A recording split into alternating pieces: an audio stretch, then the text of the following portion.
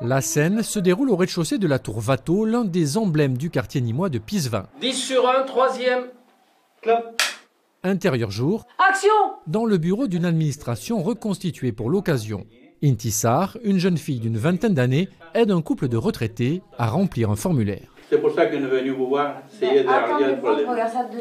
L'entraide, la solidarité, la bienveillance, ces valeurs souvent déniées aux quartiers en difficulté sont mises en avant dans le scénario écrit par des jeunes nîmois et mises en image par une équipe de professionnels du cinéma.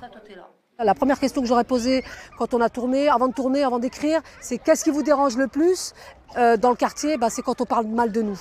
Voilà.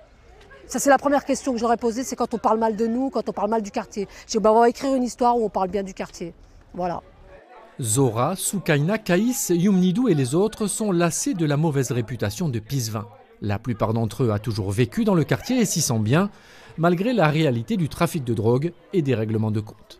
Ce qui me plaît, c'est que justement, c'est qu'on valorise notre quartier. Parce que quand on écoute la radio, on a l'impression que c'est nul, que c'est mauvais, que faut pas, ça fait peur, alors que pas du tout.